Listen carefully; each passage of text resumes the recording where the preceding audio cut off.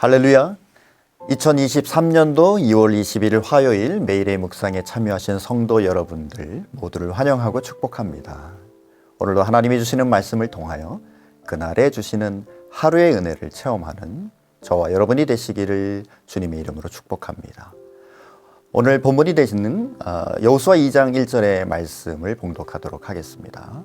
눈의 아들 여호수아가 시딤에서 두 사람을 정탐꾼으로 보내며 이르되 가서 그 땅과 여리고를 엿보라 하매 그들이 가서 라합이라 하는 기생의 집에 들어가 거기서 유숙하더니. 여호수아 1장에서 5장은 가나안 정복기 기사를 기록하고 있습니다. 오늘 본문 2장은 이스라엘이 가나안 정복 전쟁의 첫 번째 대상이 될 여리고를 정탐한 사실을 기록하고 있습니다. 본문은 여리고 정탐꾼의 파견과 라합이라고 하는 여리고 기생이 정탐꾼을 보호하는 일에 대해 기록하고 있습니다. 기생 라합이 자신의 종족을 배반하고 정탐꾼을 보호하는 행위는 인간적으로 보면 지탄받아 마땅하지만 신앙적으로 보면 역사의 주관자가 되시고 심판자가 되시는 하나님을 인정하는 것으로 칭찬받아 마땅한 것입니다. 우리도 세상을 살아가다 보면 필연적으로 세상과 하나님을 선택해야 할 때가 있는데 그때는 반드시 하나님을 선택함으로써 하나님으로부터 인정받는 믿음의 사람이 되어야 할 것입니다. 그럼 이러한 본문이 오늘 우리에게 주신 구체적인 교훈들은 무엇인지 세 가지로 살펴보도록 하겠습니다. 첫 번째로 성도의 삶에 우연이란 없습니다. 1절 하반절에 보면 정탐꾼들이 기생 라합의 집에 들어가서 유숙하였다고 하였습니다. 정탐꾼들이 하필이면 라합이라고 하는 기생의 집에 유하게 된 이유는 무엇일까요? 외지인으로서 가장 의심을 덜 할 수 있는 곳이 기생의 집이었기 때문에 그랬을 가능성이 있습니다. 여하튼 넓은 차원에서 볼 때는 정탐꾼들이 그 누구의 집에 들어갔는지, 왜 그 집에 들어갔는지는 그다지 중요하지 않습니다. 그러나 정탐꾼들이 라합의 집에 유하게 된 것은 하나님의 주도 면밀하고 특별한 계획 가운데 이루어진 것입니다. 하나님께서 정탐꾼을 여리고로 보내신 것은 단지 군사적인 정보를 얻는 것에만 목적이 있지 않았던 것입니다. 그곳에는 구원해야 할 죄 많은 여인이 살고 있었으며 그를 구원하려고 하시는 하나님의 계획이 있었던 것입니다. 마치 신약에 예수님께서 수가성을 방문하여 수가성 여인을 구원하시기 위하여 사마리아 지방을 의도적으로 경유해 가셨던 것처럼, 또 삭개오 한 사람을 구원하기 위하여 여리고 지방을 지나가셨던 것처럼 하나님은 여리고에 있는 라합이라고 하는 한 여인을 구원하시고자 하는 계획을 가지고 계셨던 것입니다. 하나님께서는 여리고를 정복하는 일이나 여리고에 살고 있는 한 사람 라합을 구원하는 일이나 너무나 똑같이 중요한 일이었습니다. 이 사실을 통해서 우리가 오늘을 살아가는 우리 모두가 무엇을 깨달을 수 있는 것일까? 하나님은 우주의 운행과 인류 역사에 아주 중요한 거대한 일들을 주관하시는 동시에 한 사람에 대한 구원과 같은 아주 작고 구체적인 일까지도 주관하시는 분이시라고 하는 것입니다. 하나님은 이렇게 당신의 택함받은 한 사람을 구원하려는 섭리를 따라 정탐꾼들의 발걸음을 인도하셨던 것입니다. 참으로 성도의 삶에는 우연이란 없습니다. 살아가다 보면 우연으로밖에 느껴지지 않는 일들이 우리의 삶에 수없이 많이 경험되고 있지만 그럼에도 불구하고 우리의 전 삶은 하나님의 계획 속에 포함되어져 있는 것이지요.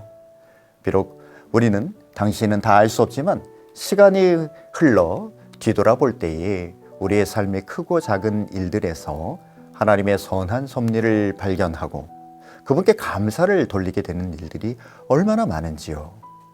하나님께서는 거대한 세상 속에서 하찮아 보이는 나의 존재를 결코 하찮지 않은 너무나 소중한 존재로 여기시고 내 삶의 계획들과 움직임 하나하나에 깊은 관심을 가지고 계신 분이십니다. 그러므로 내 삶의 크고 작은 모든 일들을 아시는 하나님께서 반드시 선하게 섭리하여 주실 것을 믿고 살아가는 것, 이것이 바로 우리 성도들의 믿음의 삶이 아니겠습니까? 나의 안고 일어섬을 아시며 머리털마저도 세신 바 되시는 하나님, 그분이 나의 이름을 아시고 나의 작은 신음에도 응답하시는 신실한 하나님이심을 기억하시기 바랍니다. 성도의 삶에는 결코 우연이란 없는 것입니다. 두 번째로 성도의 구원에는 차별이 없습니다. 하나님께서 왜 하필 여리고에서 구원할 사람으로 죄 많은 여인이었던 기생 라합을 택하셨을까요? 어떤 이들은 라합이 단지 여관 주인이었을 뿐이라고 하며 그녀의 행실을 옹호하고자 합니다. 그러나 성경은 라합의 신분을 옹호하지는 않습니다. 라합은 기생이라고 하는 천한 신분을 가진 여인이었습니다. 그런데도 불구하고 라합은 살몬과 결혼하여 훗날 다윗의 고조모가 되는 것을 알 수 있습니다. 마태복음 1장 예수님의 족보에 관한 기록이 나타나고 있는데요. 혈통을 소중히 여기는 유대인들에게는 예수님이 바로 아브라함과 다윗의 자손임을 밝히고 있는 내용입니다. 그런데 놀랍게도 유대인들의 관습으로는 족보에 낄 수 없는 사람들이 등장합니다. 일반적으로 여자 또는 이방인은 유대인의 족보에 오를 수 없습니다. 그러나 바로 메시아이신 예수 그리스도의 족보 가운데 이방인 출신 여인들이 3명이나 등장한다는 사실입니다. 다말과 룻과 그리고 오늘 본문에 등장하는 라합입니다. 다말은 유다의 며느리로서 시아버지와 동침한 여인이며 룻은 영원히 여호와의 총회에 들어올 수 없다고 한 모압 족속의 여인이며 라합은 하나님의 심판의 대상인 여리고 거민으로서 더구나 기생의 신분이었거든요. 성경은 이 사실을 통해서 우리에게 무언가 가르쳐 주고 있습니다. 바로 하나님의 구원의 은총은 신분이나 혈통에 관계없이 누구에게나 동일하게 적용된다는 진리를 선포하고 있는 것입니다. 누구든지 믿음으로 하나님과 그리스도를 영접하면 그 사람의 과거의 삶이 어떠하든지 그것은 문제되지 않습니다. 하나님의 나라는 혈과 육으로 들어갈 수 없으며 오직 믿음으로만 들어갈 수 있는 것이기 때문입니다. 사도행전 10장 34절에서 35절에는 베드로가 이렇게 이야기합니다. 내가 참으로 하나님은 사람의 외모를 보지 아니하시고 각 나라 중 하나님을 경외하며 의를 행하는 사람은 다 받으시는 줄 깨달았도다 라고 말씀하고 있습니다. 이방인으로서 백부장이었던 고넬료는 의인이었습니다. 하나님을 경외하였습니다. 그리고 베드로에게 기도를 요청할 때 고넬료의 가정에 성령이 임하시는 것을 보고 하나님은 외모를 취하시는 분이 아니시다라고 하는 것을 베드로가 이야기하고 있는 것입니다. 사랑하는 성도 여러분, 하나님의 구원에는 결코 차별이 없습니다.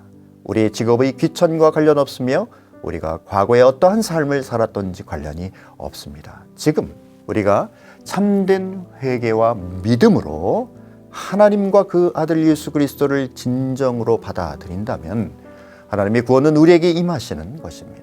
그러므로 어떤 사람에게든지 선입견으로 대하지 마시고 하나님의 관점으로 바라보시며 긍휼의 마음으로 대하시는 성도 여러분의 삶이 되시기를 축복합니다. 세 번째로 성도의 믿음은 들음에서 납니다. 여호수아 2장 10절의 말씀을 보면 이는 너희가 애굽에서 나올 때에 여호와께서 너희 앞에서 홍해 물을 마르게 하신 일과 너희가 요단 저편에 있는 아모리 사람의 두 왕 시혼과 옥에게 행한 일 곧 그들을 전멸시킨 일을 우리가 들었음이라 라고 라합은 이야기했습니다. 이것은 라합이 본래부터 타고난 믿음을 가진 사람이 아니라 그가 하나님에 대해 소식을 들음으로써 믿음이 생기고 그 믿음에 의해 믿음의 조상의 반열까지 들어가게 되었음을 증거해 주고 있습니다. 여기서 우리는 들음의 중요성을 다시 한번 되새기게 됩니다. 참으로 믿음은 들음과 밀접한 관계가 있어요. 믿음은 하나님의 진리의 말씀은 얼마나 자주 듣고 또 얼마나 진지하게 듣는가에 따라서 그 존재 여부가 결정되는 것입니다.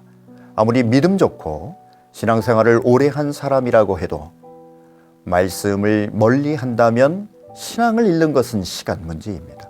여러분 분명히 기억하시기 바랍니다. 믿음은 들음에서 납니다. 믿음이 없다는 것은 그만큼 하나님의 말씀을 듣는 일을 소홀히 했다는 증거입니다.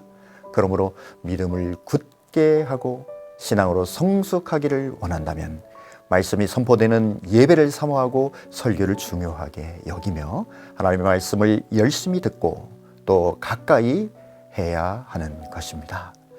듣는 가운데 믿음이 생겨나고 자기도 모르게 믿음이 부쩍 자라나게 되는 것을 느끼게 될 것입니다. 기생 라합은 여호와께서 행하신 일에 대하여 소문으로 듣게 되고 믿음이 생겼습니다. 우리는 하나님이 행하신 일에 대하여 간증하는 일을 소중하게 생각해야 합니다. 저는 제자 훈련을 할 때마다 훈련생들이 특별히 간증을 꼭 기록하도록 특별히 권면합니다. 또한 공동체가 함께 모일 때마다 하나님이 행하신 일들에 대하여 지체들의 간증을 듣는 시간을 많이 가지려고 합니다. 한 사람이 고백하는 간증 속에 녹아있는 하나님의 역사하심이 많은 사람들에게 크게 영향을 주고 간증을 듣는 사람들에게 믿음이 생겨나게 되는 것을 목격하게 됩니다. 그렇기 때문에 우리의 직장에서도요, 아주 짧은 간증을 준비해서 전도할 수 있습니다. 누군가가 찾아와서 나를 칭찬할 때가 있을 거예요. 그때가 아주 중요한 타이밍입니다. 그럴 때 우리가 짧게 준비한 간증을 나눌 수가 있습니다. 이렇게 한번 이야기해 보세요. 제가 예전에는 그렇지 못했는데 하나님을 믿고 가치관이 바뀐 다음부터는 조금씩 좋아지는 것 같습니다. 라고 칭찬에 대응하는 간증을 나눌 때에 이 짧은 간증에도 상당히 힘이 실려서 하나님에 대해서 듣는 이로 하여금 믿음이 생겨나는 좋은 방법이 되는 것입니다.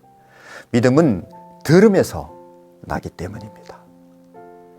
오늘도 우리의 하찮은 삶에 깊은 관심을 가지시고 우연이 아닌 필연으로 구원의 섭리를 이루어 가시는 하나님을 신뢰하면서 차별 없는 구원의 은총을 내 주변의 영혼들에게 들려주어 들음으로 말미암아 생겨나는 믿음을 통해 영생의 세계로 초대하는 축복의 통로로 살아가시는 저와 여러분이 되시기를 예수님의 이름으로 축원합니다. 함께 기도하겠습니다. 사랑하는 하나님, 죄인된 기생 라합 한 사람을 구원하시기 위해 정탐꾼을 보내시고 구속사의 중요한 인물로 사용해 주신 주님의 그 섭리를 찬양합니다. 하찮은 우리의 삶에도 깊은 관심을 가지시고 우연이 아닌 필연으로 주님의 섭리를 이루어 주심을 믿고 하루를 승리하게 하여 주옵소서. 주의 말씀을 들으면서 믿음이 생겨남을 알고 믿음을 더 사모하며 가까이 하는 2023년도가 되게 하여 주시옵소서. 예수님의 이름으로 기도드립니다. 아멘.